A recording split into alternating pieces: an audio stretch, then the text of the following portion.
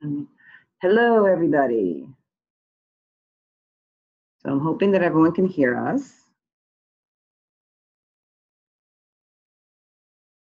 Let's see. Yes, and I just want to make sure, can you see the screen that says hashtag Mass Festivals? Yes, excellent. Okay. So we're recording this session. And if at any point in time, for some reason, you cannot see the screen, please let me know, and we will adjust. So welcome. My name is Lisa Simmons. I am the Festival Grant Program Manager for the Mass Cultural Council, as well as the Community Initiatives Program Manager. So we are here today to talk about social media best practices. And we're excited to have Chad Soros with us today, who is the Senior Marketing and Engagement Manager for Arts Boston, to talk to you about this incredibly important way for you to support your festival. So I'm going to turn it over to Chad. And if you have any questions, if you can just type them into your chat box, that would be great. And we will get to those questions at the end of the presentation. Okay, so I'm going to turn it over to Chad. Thanks, Lisa. It's a delight to be here today, and I want to thank the MCC for the opportunity to partner with the Mass Festival program, and I want to thank all of you for taking the time out of your busy morning. I know it's the Flutterfly weekend, so it's probably all in a short week to attend, and what I hope is going to be a very informative and inspirational session on social media. But before we get started into all of that, can't hear Chad. Can you hear? Can't hear you, Chad. Oh, can you hear me? Interesting. Okay. So we're gonna sort of, yeah. We're having a little technical difficulty here. All right. So maybe you need to. Can you hear me now? Okay, great. Okay, I'll just leave it. And I just want to make sure that the slides are moving. Oh, okay, there we go. Okay, excellent. All right, there we go. So before we start jumping into what social media is and how you can best utilize it to spread awareness about your festival, I want to give you a little bit of a background on what Arts Boston is about. So Arts Boston has been around for about 45 years, and we work to advance arts and culture in Greater Boston by providing the arts sector with research, support, and expertise that the sector needs to grow and diversify. We partner with businesses, government, and nonprofits to make a powerful case for the immense value that arts brings to our economy and quality of life. And we are committed to creating an arts community that represents the true diversity and character of Boston.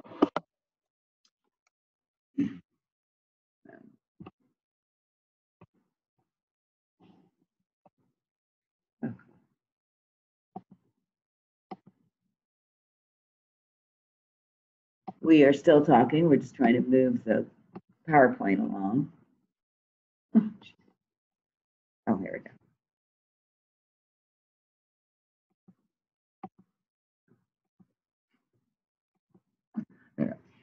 And so I want to do a quick, very quick. You'll know that they can hear you. Okay, great. I want to do a quick clip just to remind everybody that if you haven't already, please list your festival on the Arts Boston calendar. We're partnering with the MCC to help spread the word about your festivals. So by listing there, you'll be getting access to our very engaged social media following, about 61,000. That's across our Instagram, our Facebook, and our Twitter accounts.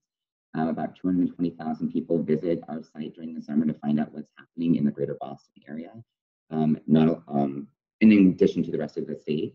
And then there's also the opportunity to get inclusion in our top 10 email that goes out every Tuesday to a list of about 27,000 art enthusiasts throughout the Greater Boston, Central Massachusetts region. So let's jump into social media. So this slide I thought was a lot of fun.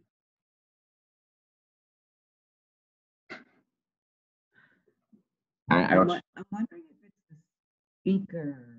So let's just do a test. So we're gonna have Chad talk. So now we can't. No, you can't hear him because I'm speaking. So can we just do a test, Chad? Can you hear me now? Okay. Okay. So I'll speak a little bit. You want us to speak a little bit slower and a little bit clearer. Okay. Good. Okay. So now we're going to start jumping into social media and talking about the three main ones that I want to discuss today are Facebook, Instagram, and Twitter. These are the platforms that are probably the most popular and the ones that will be the easiest, I think, for everyone to kind of get grounded in and use. I love this graphic because who doesn't love a donut? I'm obsessed with donuts, whether it's from Dunkin' Donuts, Blackbird Donuts, or any sort of specialty thing. And I thought this kind of is a great way to sort of jump into the various different points that these platforms kind of hit. So you have Facebook, which is in the I like donut situation. You have Instagram, where it's here's a photo of my donut. And then you have a Twitter, which is about kind of the immediacy of the now, and it's I'm eating a donut. So think about that as we're going through the different platforms today and how best you can utilize them. So the first, so why social? Some of you might be thinking, is social media important? Like, does anyone actually even use it anymore? I think a lot of people kind of always have these love-hate relationships with Facebook. So we're going to get into a little bit about why it's important for you. So one of the key benefits of social media is to meet your audience where they are. Social media statistics from 2019 show that there are 3.2 billion social media users worldwide, and this number is only growing. That equates to about 42% of the current population, and business data platform Statista reports that 70% of the US population has at least one social media profile. Okay. And people usually spend about 2 hours and 20 minutes are spent a day on social media networks and messaging. So that includes Facebook, Twitter, Instagram, and even other social media platforms that are like WhatsApp, which are private person-to-person messaging. Over 1/3 of users check their social media every 5 minutes, and social media is extremely cost-effective. So one of the great benefits of marketing through social media is that it helps you cut marketing costs without sacrificing results. HubSpot, which is a great platform for people to either track their social media or to do actually paid advertising via social media, reports that 84% of marketers were able to generate increased traffic with as little as 6 hours of effort spent on social media per week. So that's huge. In addition, your message is stronger on social. 73% of marketers believe that their efforts through social media marketing have been somewhat or very effective for their businesses. Part of that is because people, the social aspect of social media allows people to kind of lean into recommendations. They see their friends going to an event, they see somebody posting about a product they like, and it's kind of a natural way for people to kind of engage with a brand or an event.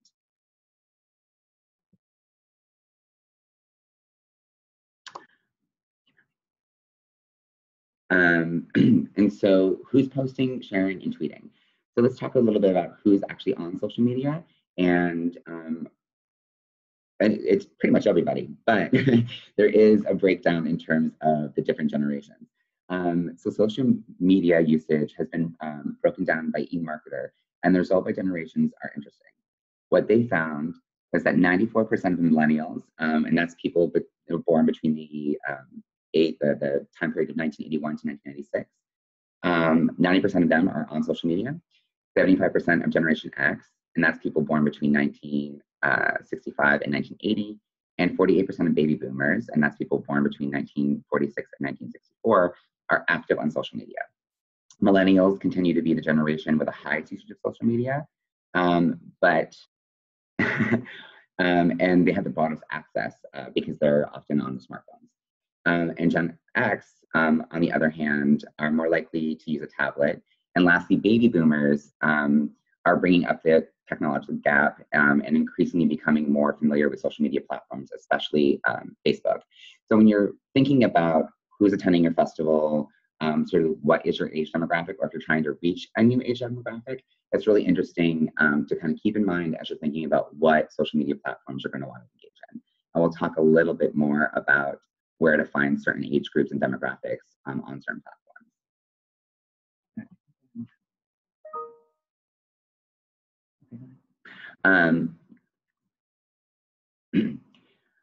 So who is using what?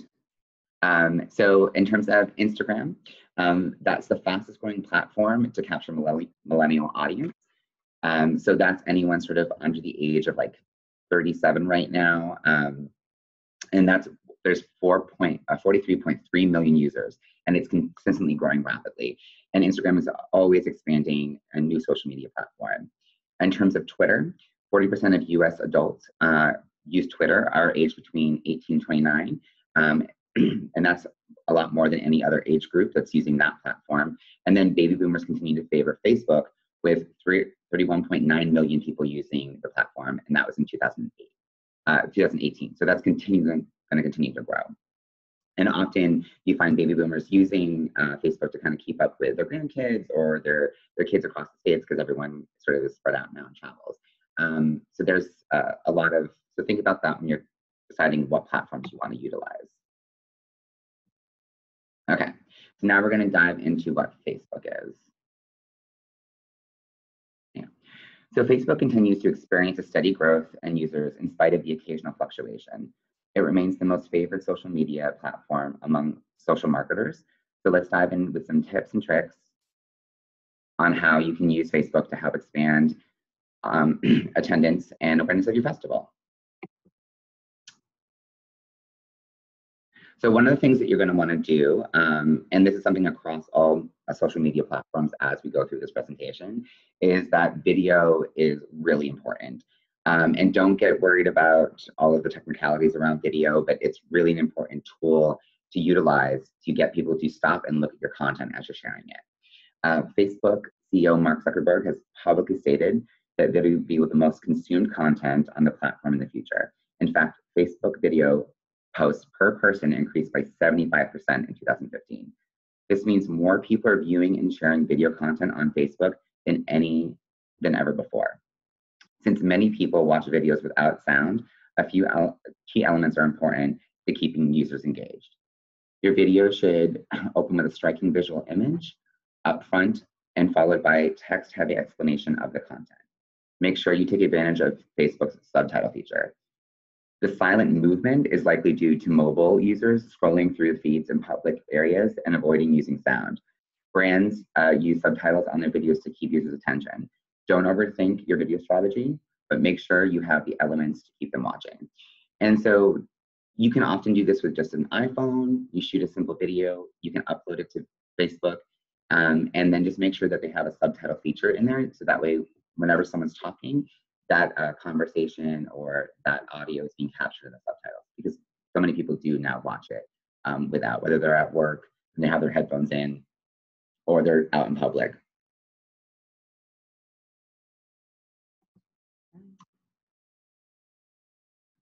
So the other important thing to note about Facebook, unlike Twitter, which has a maximum characters that you can use, there are a certain technique to understanding the length of posts. So make sure that when you're going through creating your your Facebook posts, that link titles with more than 100 characters are going to be cut off from Facebook business pages.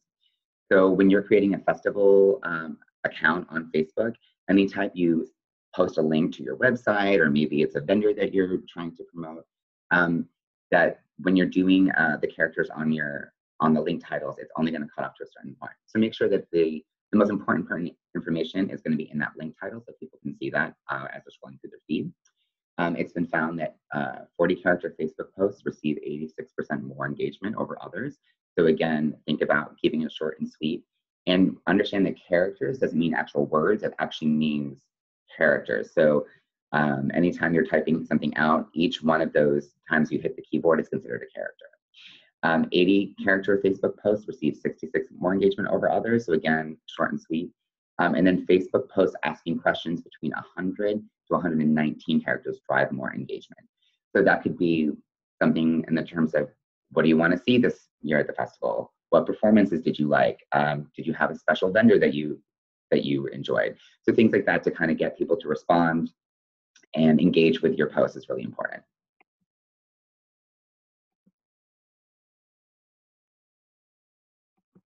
The next thing I want to talk about is when and what to post. So if you search for the appropriate amount of posts per day on Facebook, You might get a lot of, well, posting frequency kind of depends on your business. This is totally true, but for most brands looking to build engagement and post impressions, you need to at least start posting twice a day.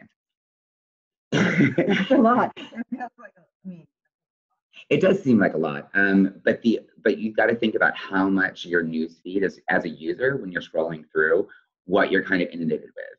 And so if at least you're posting twice a day, there's a good chance that your audience is going to see at least one of those posts. And then hopefully, if your content's engaging enough, you'll get people commenting, liking, and sharing it. Oh.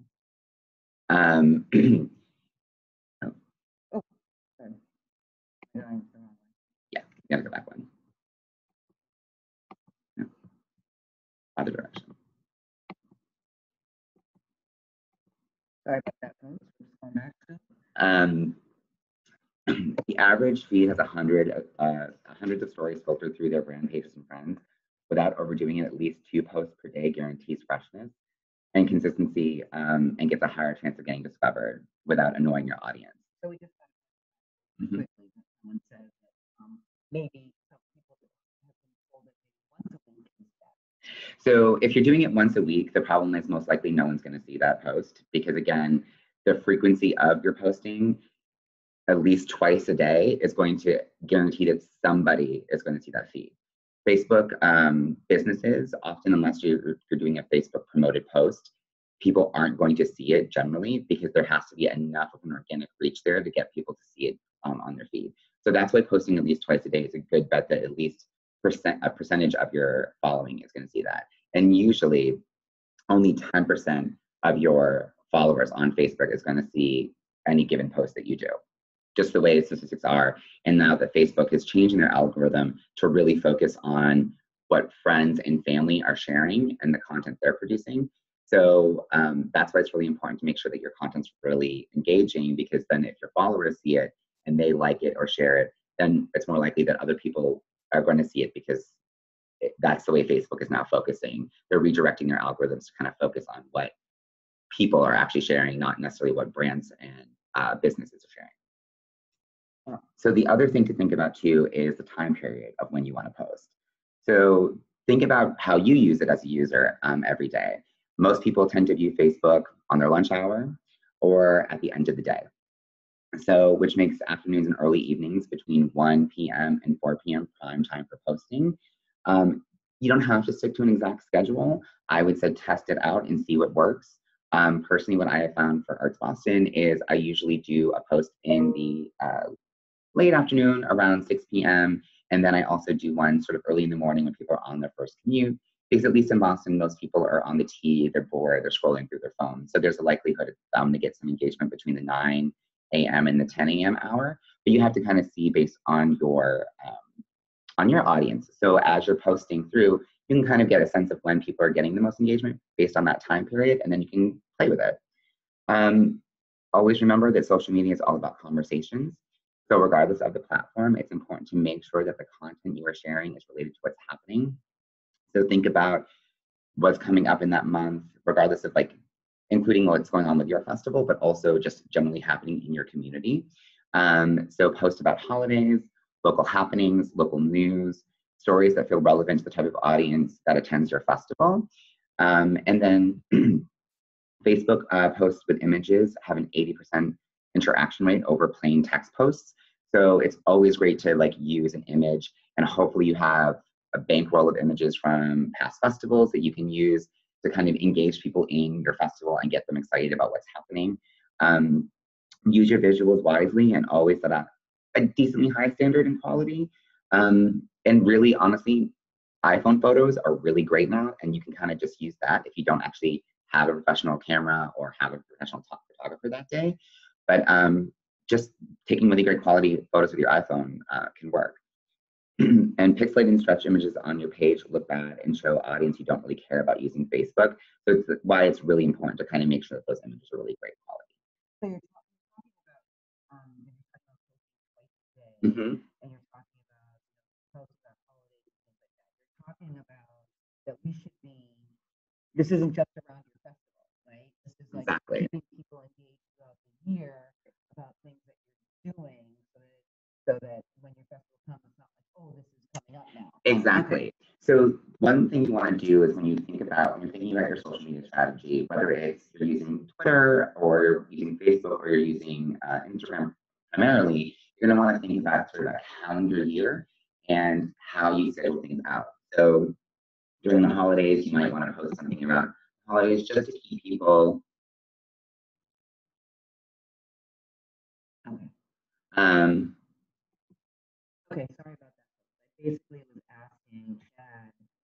He's telling us to post twice a day, but so I was asking whether or not, we need to be doing this throughout the year and not just when our festival comes up, because when our festival comes up and we all of a sudden start to engage in social media, it's sort of, we're ramping up again. Whereas if we're posting throughout the year about things that are happening and that you're getting excited for the next festival, and every time you book somebody new or there's something new coming on, that shouldn't just all happen at the time of your festival or the month before your festival, but best to post throughout the year. So Chad's just, saying, talking a little bit more about that. Yeah. So calendar. Often people refer to this as a content calendar. So you think about what you're posting throughout that time period, whether it's 6 months or a year, however you want to plan it out. Some people just do it every 2 weeks. They sort of plan that out, what they're going to talk about. So that way you can get a sense of what's going on in your community. You might want to post about other festivals that are happening that relate to your festival. You might want to post about other things that are happening, other arts and cultural organizations in your town or in your county, to get people consistently engaged with your festival and its brand. Because that's what this really is. You're wanting them to create a relationship with your festival.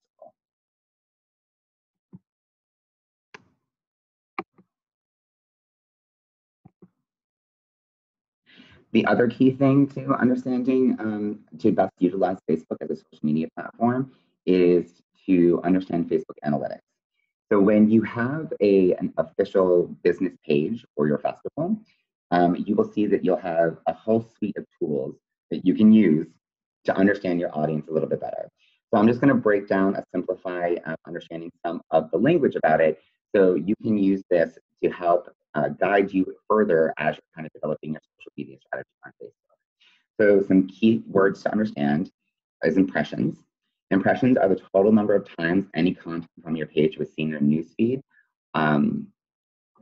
a ticker, or a visits to your page. Post engagements, that is the total number of comments, shares, or reactions to your posts. So anytime someone likes it, loves it, they put a sad emoji next to it, they might share it, they might comment on it, tag a friend in it so they see it. That's what post engagements mean. Link clicks, that's the total number of clicks on links with your content. That excludes clicks such as photos, video, or post expansion clicks. But anytime you share, let's say you want to share the performance schedule for your festival, so you'll post that on Facebook. You'll put your post caption in there. You'll share the link. So anytime someone clicks on that link, you'll get a sense of how many people are clicking on it and how they're engaging with it. Organic likes, that's the total number of new users who liked your page by organic reach. Unlikes, the total number of users that unliked your page. Hopefully no one's doing that. Hopefully everyone's just liking it. And then your total fans. That's the total number of users who liked your page from the last day or of that reported time period. And so here's some additional sort of tips just to kind of maximize your reach and to sort of wrap up what we've been talking. So remember that Facebook is a visual platform. Images and videos are optimal. So just think about that as you're kind of developing content as you're going to your festival this year, making sure you're capturing videos, make sure you're taking photos. Maybe you're asking your fan base that are coming to take pictures and share them with you so that we can use them later on for your content strategy. Post engagement is key to being seen by more people. And it's always great to kind of use an 80-20 rule. And what that means is when you're, and this is the case for any sort of marketing that you're doing, you never want to constantly sell something all the time. You want to get people to just kind of engage with your brand in a natural way. So that's part of your content strategy, which is sharing information about your community, maybe things that are going on that's related to your festivals. Maybe you're a film festival, so you're talking about the Oscars, or you're talking about the Golden Globes when they come up. Or it could be sharing vendors there, but you're not always asking someone to buy something all the time. If you're just posting all the time, come to my festival, come to my festival, people kind of get a little bogged down. They kind of get bored with it, and they might view your page or they might unfollow you altogether. So you want to make sure that you're not always kind of doing a hard sell, that you're doing sort of, hey, we're this festival and this is what we believe in. Maybe if you're the Garlic Festival, for instance, the Garlic Art Festival, maybe you're sharing recipes that use garlic. And then every once in a while you post, oh, hey, here's a reminder the Garlic Festival coming up. So tap into the power of Facebook events. If you're not using Facebook events for your festival, I highly recommend that you do that. So there's the page itself, which is where you're going to post all your information. But it's really great to harness who's coming to your actual festival by making a Facebook event for that specific day. And then you can actually post updates and information. Excuse me. You can get a sense of who's coming and what the general reach is for your event. The other important thing. That's really interesting because I know that people have said, do you have a Facebook festival? And people say, well, have you done a Facebook event page? And it's like, well, no. And they're like, well, then how am I going to see it? And think about how many times you're on your own feed and you see your friends are going to this event. Right. Or their friends say they're interested in this event. So it's a great way to build organic reach just by posting this page and inviting a few people to go to it, and then it kind of expands from there. Another key thing to think about, and this is across, again, all social media platforms, is be human. Don't talk like a robot, talk like a human being, sort of be that first person narrative voice, because people want to connect to a brand or a festival in a way that makes it feel like they know them, that they're a friend. And then understanding that average organic reach is only about 6.5% of who is actually there. So if you do have a marketing budget at all, and some of you guys might, consider boosting posts here and there. It's a small amount of money. It could be $10, it could be $5, and it helps you actually gain a lot more reach through paid advertising. So now we're going to talk about Instagram. Instagram is my favorite. It's probably like my favorite social media platform. No shocking, I'm a millennial, sort of just on the cusp of the millennial age. And I just love this platform because it is so visual, and it's such a great way for me as a personal user to connect with brands and other social media influencers out there, but also to kind of catch up and see what my friends are doing. Over 1 billion active users. Instagram has over 1 billion active users and counting. And new features and functions for businesses are being developed and rolled out every single day. And here are a few tips of like how best to use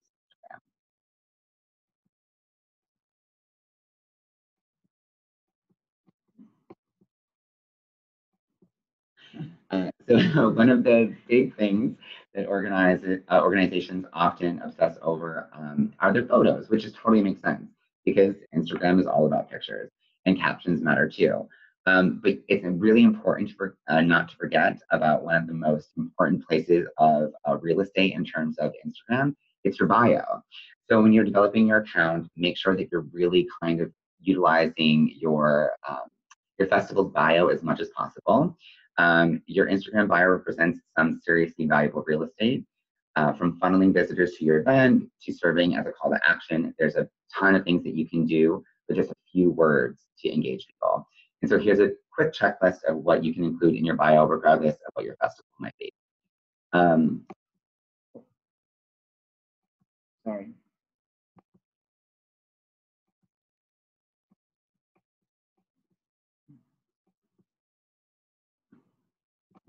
Yeah.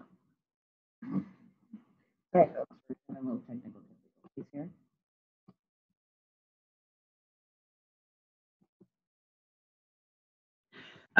So think about a branded hashtag to encourage tagging and sharing. So when you're building out your, so here's an example of the Arts Boston Calendar's Instagram account. And so we encourage people to use the Boston deals if they're buying a discount ticket through us. But it could be anything. It could actually be your festival's name as a hashtag. And what you can do is you can shout out to your followers to make sure they use that as they're attending your event. You want to make sure you're including a brief slogan description that speaks to your festival and your brand voice. So let people know what you're about, what they can expect at the festival. And then Instagram specific relevant bio, linking point to your homepage or your promotion. So because of the way Instagram is set up, you can't put in you can't put in links into your captions, but you can use the bio as a great way to get people to go to your website to learn more about the festival, learn more about your vendors, your performances, maybe whatever films you're doing. And you can include it in there as a call to action to find more out there. So when you're doing a civil post that has a picture, often what people will do is in the caption, they'll say link in my bio. So you can drive people to your website that way. So now I want to talk about when and what to post. The most pressing Instagram tips for festivals is stories. Yeah, okay. It's stories. This is a big one for your content strategy. Stories represent a clear priority for Instagram right now. They're among the most popular types of content by far, acting as a sort of successor to Snapchat. Users can't get enough of today's time-sensitive, self-destruct style content. And the beauty of stories is that there's no expectation for them to be polished. Snapshots, selfies, bite-sized posts of your brand and of your festival and in the real world can be put together in no time. And if you kind of like, well, what's the story? When you're actually on Instagram, you'll see your actual feed of all the pictures and little videos that are being posted either by advertisers or your friends and family. And at the top, there are all of these images of people that you follow. You click on those, and there are time-sensitive stories that pop up immediately, and they go through. So this is a great way to kind of capture people as they're kind of scrolling through their feed. In terms of how many times you should post, I would recommend post at least once a day. Much like Facebook, think about when your audience is most likely using Instagram or checking your social media and adjust accordingly. So again, it might be in the afternoon, it might be early in the morning.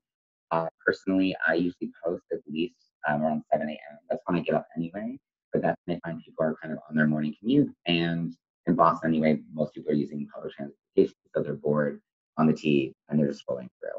And you get a lot of high engagement on that. But think about when your audience is most likely going to be using social media.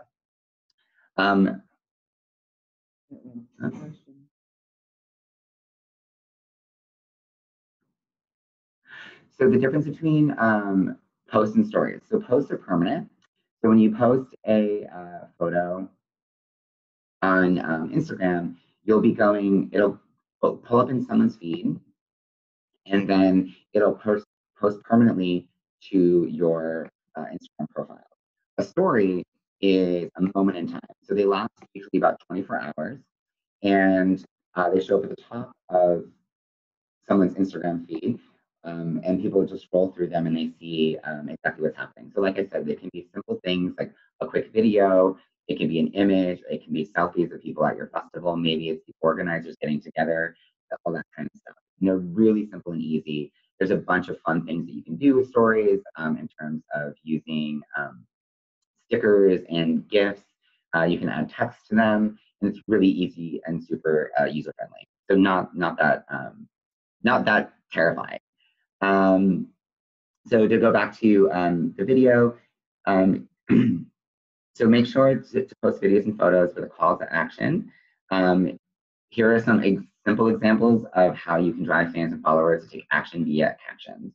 So one of the things is think about ask questions, encourage sharing via hashtags and regrams. So what I mean by a regram is people who are coming to your festival, you want them to actually share their experience at the festival. So encourage them to use a branded hashtag, which you can kind of come up with and then have them use that at the festival, and then you can then regram it later on through your own content. So it's spreading awareness at the festival, it's getting people engaged with your brand, and then they're excited because they're feeling recognized by this bigger festival that's happening and they feel part of a community. It's a great way to get people engaged. It's a great way to get free content. Just make sure that you are crediting people and you're asking permission before you post them. You can also publish a tag a friend post that encourages conversation between users. So it could be something crazy like, let's say you have a wine tasting happening at your festival and you're like, who is your best BFF wine drinker? Tag them in this post.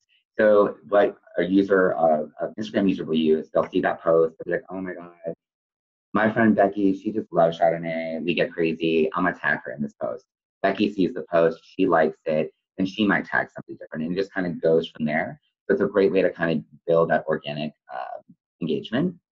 And always make sure to point people to your bio link. So whatever you're posting about on there, if it's check out our performers, check out our vendors, register now for this special event, make sure that you just include that little saying in your caption, link in the bio.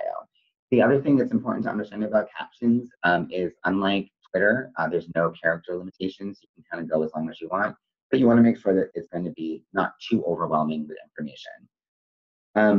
The other probably huge thing about Instagram is making sure how to use hashtags. So what is a hashtag?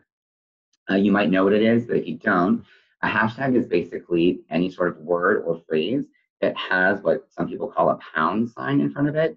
And you can see an illustration actually on the PowerPoint of what the hashtag symbol is.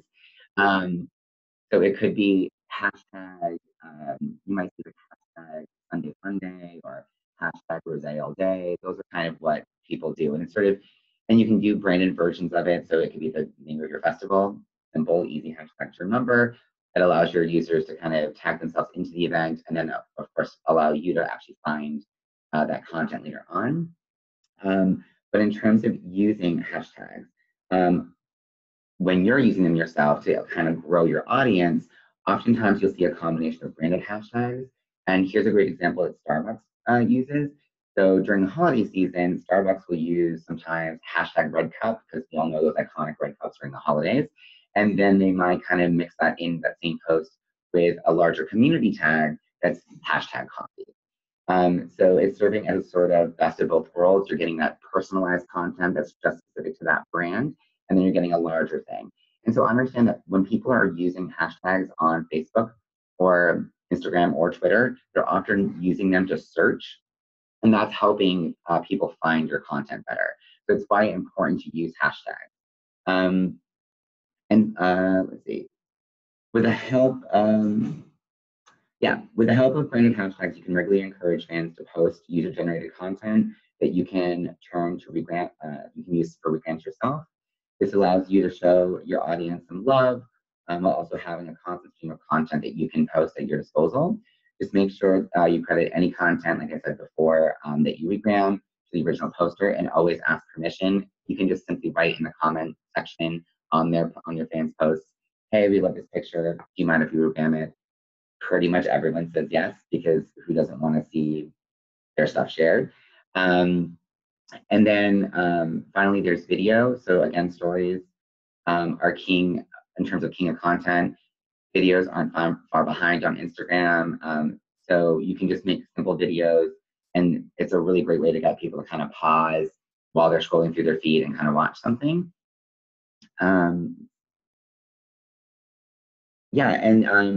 Doing so is really, in terms of like creating like small videos, it's super easy with Instagram. There's a ton of apps that are made specifically for this, that are native to the Instagram platform. So you might have heard of Boomerang before. That's kind of where you see somebody kind of like repeating that movement over and over again. That's a boomerang. You can actually find that within the Instagram app itself, but you can also download it if you want to separate videos and play with them. And then there's also like a hyperlapse, which kind of allows you to kind of do a speed up thing. All of these are available that you can download for free, and then you can play with them and experiment with them to kind of create content that's going to be really engaging and fun. And just remember, Instagram is all about compelling visual content, and videos are a great way to kind of drive that. Another thing to remember about Instagram, which is kind of new and a little bit different than Facebook and some other social media platforms, is that influencers play a really key role in helping followers find new brands, find new events to kind of get involved with. And so you might want to consider harnessing the power of influencers. Influencer marketing is one of the best ways to gain success on Instagram. You can do collaborations, and your marketing campaign can build loyalty, potentially drive sales, and increase your festival's brand exposure. And so what do I mean by influencers? Influencers are people on Instagram who have a high level of followers. And there's sort of like two sort of versions of that. You might think like Instagram influencers, oh, like the Kardashians. But actually there's a thing called micro and macro Instagram influencers. And those are people who are between 1,000 to 100,000 followers. And you can actually activate them to get their following engaged with your festival. And so here are some tips and tricks about how to do that that are very easy. First off, invite your influencers to your events to share with their experience with their followers. So, you know, you can do some research in terms of every community has these people who have like a decent amount of following on Instagram, and you just want to reach out to them. So you find their profiles that have kind of, and make sure that the influencer kind of fits with what you're doing, the kind of audience that, you know, their content kind of fits along with what you're doing. So maybe if your festival is super family friendly, you might want to find a local mommy blogger who is out there. She's kind of going to events. You might want to invite her to come experience the festival and share it with her followers. And that's a really simple thing to do. You can shoot them an email, send them a direct message on Instagram, and just make sure that they feel really welcomed, and they can come to the festival and share it the day of. Or maybe there's a special kind of behind the scenes thing that you can invite them to experience. So that's a simple thing that you can do. Another really easy thing to do is to do Instagram takeovers. So there are two ways in which you can do a takeover. One is you can give your social media influencer full access to your brand's Instagram account. So you choose a day, you say, hey, this person's going to be coming over, taking over our Instagram account. You announce it on Instagram and your other social media platforms. They'll do the same thing. And then all that day, usually all of those fans of that influencer will kind of tune in to kind of check out and see what they're doing that day. Um, so if you have any sort of special speakers or kind of, you know, noteworthy people who are going to be performing or attending your festival for whatever reason, they might be a great ask to see if they'll want to do a takeover for your Instagram account, kind of leading up to the festival or the day of. The other way you can do it is you can ask the influencer to send all of the content to you, and then you kind of control when you post it. So this could be images, videos, Instagram stories, and all of that kind of stuff. So they would actually do the content on their own, and then they would just provide it to you, and then you can post it. Making sure to give shout outs to other users and brands is a great way to get other people to follow. And it helps build relationships on social media and get shout outs back. So what do I mean by that? Let's say you are a festival in Worcester and maybe there's something happening at the Worcester Art Museum. So you might post something on Instagram and then tag the Worcester Art Museum in it to kind of get that brand to engage with your brand. So it's kind of an easy way to do that. You can also do that with influencers in your area. So if you find someone who has like a high volume, maybe they're going to concerts all the time and you're a music festival, you tag them out and say, hey, wasn't that a great show? Hope you show up to ours. And then you'll start getting that engagement and kind of shout back. And it can be pretty easy. Just a few words in a photo is a great way to kind of get people to engage with your content. Another thing that you can do with influencers is do contests and giveaways. So there might be an opportunity to reach out to an influencer in your community, and they could run a contest on their Instagram page that promotes your festival, or if you're having a special giveaway, depending on what you're doing. And you can kind of think of those things. And they're really easy tools to kind of get people excited. One, it helps the influencer gain more of a following because then they have content to produce, but then you're also getting that shout back and hopefully getting more followers and getting more people engaged with your brand. And people love free stuff, so it's a really easy way to do that. So now we'll just do like a quick overview of what we kind of talked about for Instagram. So remember, again, it's a very visual platform, so images and videos are really important. Hashtags are a great way to have users connect to your content and for you to actually find people who are engaging. So make sure that you're using them and using them wisely. Remember that it's more of a youthful platform. So 90% of Instagram users are under the age of 35. So if you're really trying to get a young demographic to come to your event, really consider using Instagram. Tag people and organizations in your photos and posts so they receive notifications. So this is what I was talking about in terms of shout outs. You know, you don't want to spam people's accounts, but if it's relevant and important, then I would highly encourage you to do that. It could be local news organizations. Again, local influencers or other arts organizations in your community. Grow your following by following other people. You know, every time you follow somebody, they'll get a notification and often they'll follow back. So it's that sort of follow for follow situation. And then establish brand aesthetic. So think about the filters, the compositions that you want to use so that when people see your photos, they're like, oh, yep, I know what this festival is. If it's constantly all different, that can work, but it's kind of nice if there's a consistency to your photos. And then last but not least, we're going to talk about Twitter.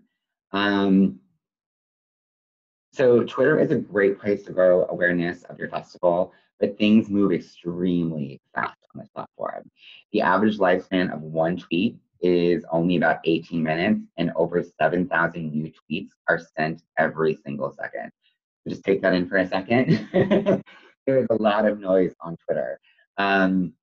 And so the shelf life of one tweet is 4 times as shorter than anything you're posting on Facebook or Instagram. This can make it really hard to get your message to stick, but there are some tips that you can do to actually make sure that your tweets pack a punch and get people to take action and pay attention to your festival. So some main ways that people use Twitter include sharing information and content, driving engagement for promotional activities, interacting with your patrons and festival goers, networking, branding, and reputation management. So let's just dive in. So when to tweet. Like I said, it's a very fast-paced platform, and you might not have time to tweet every single day, every hour, and that's totally understandable. We are all very busy.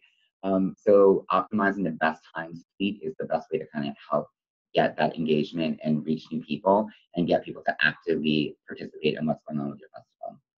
So there are more than 350,000 tweets are sent through the digital airwaves each minute. So when you're doing this, these are sort of some helpful tips to kind of think about how to post and when. Friday is the best day to post on Twitter. Think about it.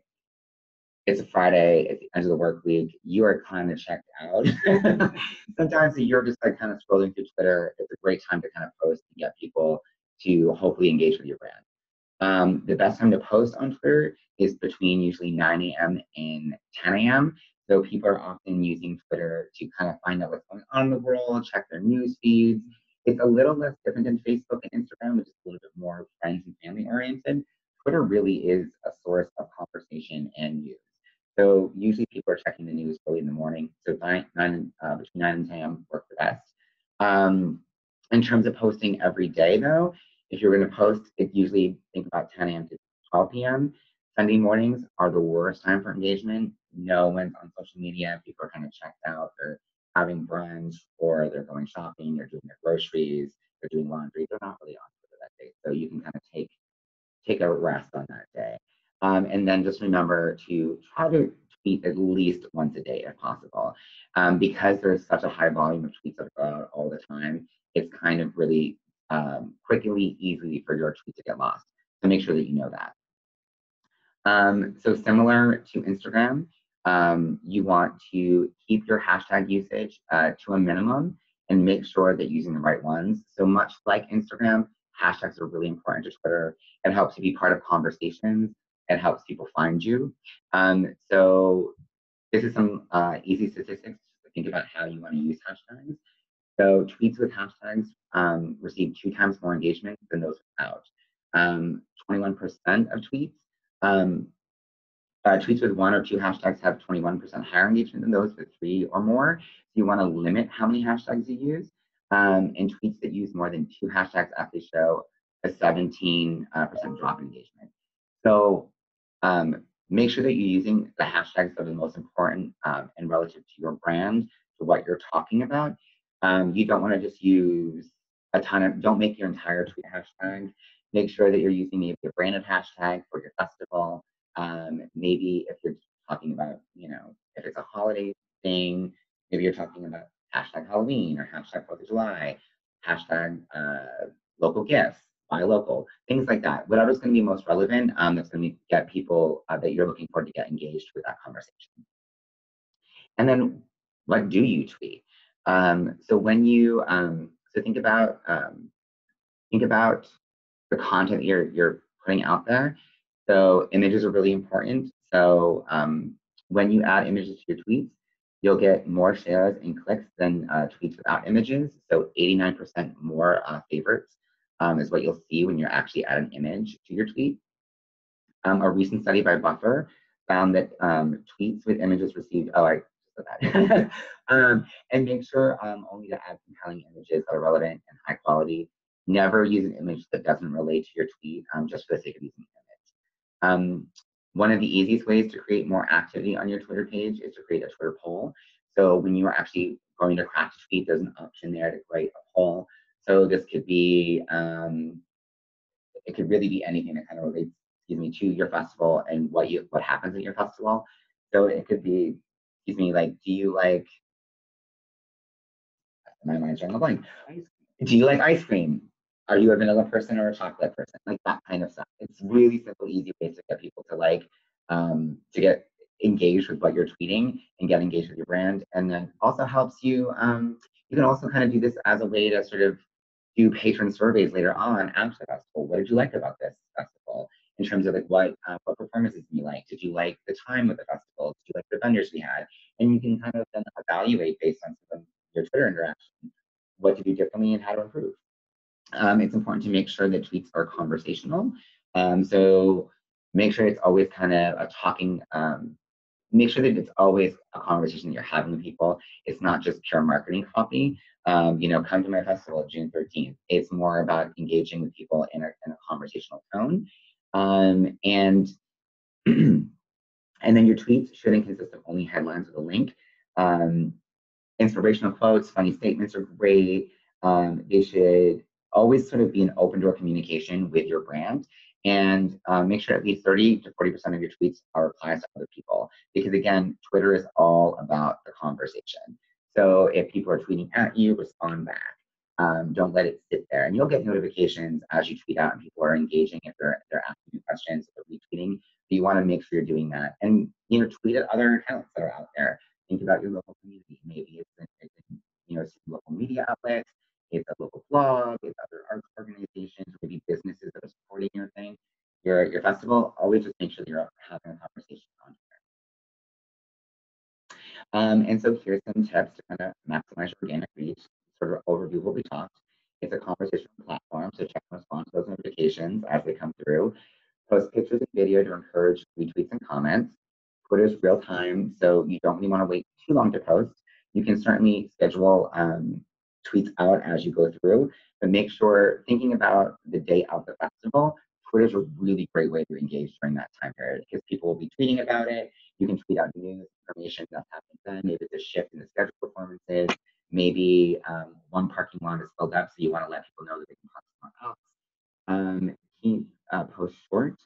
So right now, Twitter allows you to have about 280 characters, but you want to kind of keep it around 40 because people are still used to that sort of time, that sort of length. Hashtags are really important, but use them sparingly. Think about trends. So you don't want to jump on everything. If you go on Twitter, you'll kind of see the hashtags that are in that moment. Just make sure they're relevant to you if you're gonna kind of talk about those and use those hashtags. And then lists are a really great way to kind of manage your contacts on there. So you can have, and what I mean by lists is when you're on Twitter, you can create these lists of other accounts that you can follow, that you can then tweet out. So it might be local influencers, it might be local media, it might be other organizations, other festivals in your area. And it's a great way to kind of see them, see what they're doing, so you can respond to their content, and then also reach out to them later on, so that way they can respond to you. So that kind of wraps up what we're talking about today. So one more quick.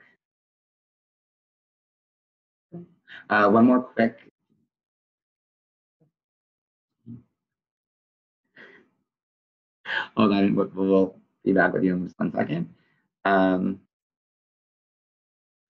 So as we talked today, it seems like a lot. We're going to take some questions and answer. I'll try to answer as many questions as possible. But just to take away from this, here are some key takeaways. Social media is a very visual platform. So use images, use video as much as possible. Have a content strategy and schedule in advance. but leave 50% of your time for flexible things. So that way, if something, major news breaking happens, you're not tweeting something out that kind of seems insensitive and what's going on. So just think about that. Always link to your own website whenever possible, because really you want to use social media as a way to drive traffic there, so people can sign up for your emails, learn more. They can register. They can find out who's coming or who's performing, who's going to be at your festival.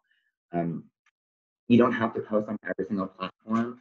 Really find the one platform that's best for you, and it might just be Facebook. That's the hugest one. But really kind of consider who you're trying to reach and your time limit, and at least be consistent on one of them. And then think about platforms that you can use that can help you actually schedule out and create these calendars. So there's some really great websites that you can use for finding out like newest and latest news on social media and how to use it. HubSpot is great. Capacity for Active is great. TechCrunch. And also you can use some sort of social media scheduling platforms like Hootsuite and Sprout Social, that you can go in there and kind of in advance start scheduling your posts for Instagram, Facebook, and Twitter. So you're not constantly doing it the day of, and you're not getting overwhelmed. You can actually kind of schedule it a little bit in advance. So those are that's everything. And now I think we're opening it up to some questions. Wow. Okay. That's a lot of information. And so can you just briefly, Chad, talk a little bit about, I know you talked about scheduling tweets, scheduling social media. I mean, a lot of festivals don't necessarily have a social media person who can do all of this. So if you were going to do one thing, or if you were going to do, what would you say is the most important thing to do? I mean, this is, having to be on all three platforms is not an easy thing to do. And you're suggesting that we do something twice a day, something once a day, Yeah. something all the time. So what is the most effective if we were really only focusing on one thing? So again, I think it goes back to the audience that you're trying to reach. So when you are thinking about who's coming to your festival and who you want to come to your festival, you're going to want to think about what social media platform is going to be best for you. Twitter is really about conversation. It's about in the moment, what's happening right then and there. And you want to, so that might not be the best platform for you. If you are really a visual festival, if you're a visual arts festival, if you really attract a younger audience, you might want to consider using Instagram and really putting your energy there. I know a lot of brands now are really just focusing on Instagram because they're finding younger audiences don't engage with Facebook as much beyond using it as a social calendar. So Facebook actually might then be your best option. If you have sort of a larger range of people, it has to be a little bit older that come to your festival, or you're just kind of using it because you know that Facebook is a great way to find that people like find events, then you might want to optimize your time on Facebook. The other thing to know is that Facebook and Instagram are actually owned by the same company. So you can actually utilize, if you're doing paid advertising, you can utilize both Facebook and Instagram through one platform versus having to do it on two if you're doing paid advertising. So I would just think about who's your audience and how you're trying to reach people. In terms of the scope amount of people that are actually on these different platforms, definitely Facebook is going to be your best bet. But really have fun with it. I personally love Instagram, so I spend a lot of time using that. But Facebook is the main driver of traffic for our class. So you really kind of want to consider which platform is going to be the best way to kind of get people engaged. But can you talk a little bit about influencers? You mentioned influencers as far as Instagram, but I know that when before Instagram came along, people were also talking about using influencers for Facebook. Do you also use them for Twitter? And if you do use them, we did talk about how to invite them. You can invite them to your place. Do you pay for them? Do you pay for influencers? How does that work? So in terms of influencers, influencers, yes, they are on Twitter, they are on Facebook. Often they have their own blog that they're updating. And so they use those kind of platforms. They use Facebook and Twitter to kind of get people to come and visit their website, to follow their blog, to sign up for their emails. In terms of where a lot of engagements happen with influencers, though, it really is heavily happening on Instagram. And yes, in some cases, you do actually have to pay for influencers to participate in take a takeover of your account or do a giveaway. It all depends on what their reach is. If you're doing obviously a celebrity, yes, you're paying them to do that. Um, Influencers with about like 1,000 to 2,000 followers, you don't have to pay them. It's just an invite and offering them maybe it's a free ticket to the festival if you charge entry. Maybe you're giving them a little bit of an exclusive thing. So maybe it's a VIP tour. They get to meet some of your performers. You have to kind of figure that out, and it's all about opening up a conversation. So if they opt in, sometimes what happens for me is, I mean, I have a very small following on my personal account. I have about 1,000 something followers. And so sometimes brands will send me a direct message and say, hey, would you be interested in participating in this takeover, posting about it the day of, and putting it on your social media? And that's really simple. And if I have the time and I'm interested in what they do and it follows along with what I post and I'll personally do it, I get the same request often for Arts Boston. We had a hotel that opened up recently, and they asked us to come and they offered me a free night in the hotel if Arts Boston would post about it. That's not something that Arts Boston does, so I declined. But it's something that you can ask people to do, and it's just a simple request. They might say no, they might say yes, and if they say yes, then you're getting their followers engaged. Great. See if we have any questions. Oh, hi, Ellen. So you're asking about 140 characters. So yes, tweets used to be 140 characters. That's the max that you can actually tweet out. That has since changed due to some political people who use Twitter often. They've actually expanded the character range. So now it's about 280. But even with that being the max of what you can use, so back when it was 140 characters, people still kind of only did tweets to about like 40. And with the expansion of a 280 character max that you can use, it's still kind of around there, just because people are kind of so used to that.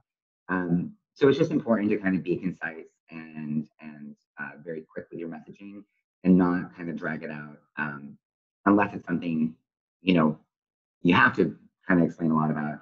But if you can try to keep it short, just keep it short. Somebody else had a question, Chad. Hello?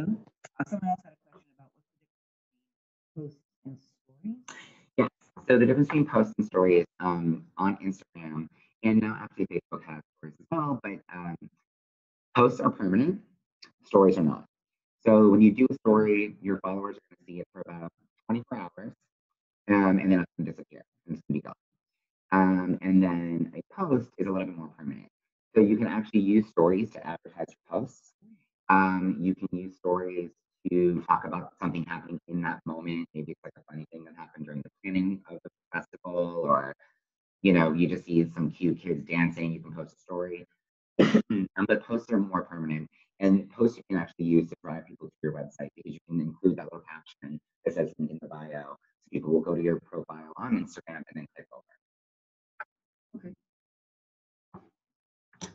Is there any other? Do you have any other questions?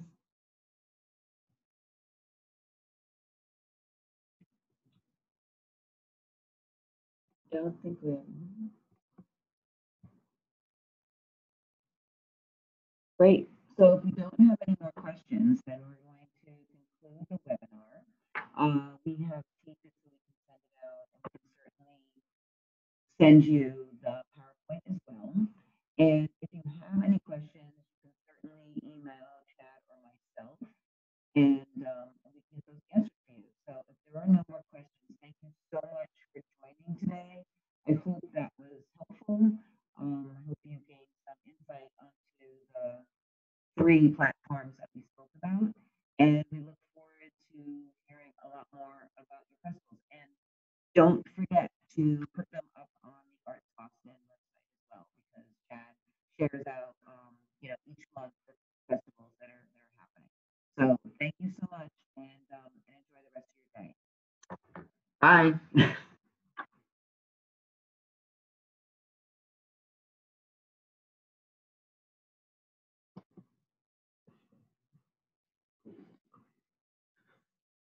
Mm,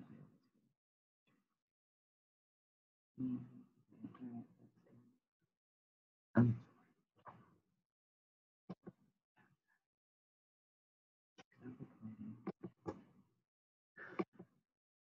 let's see.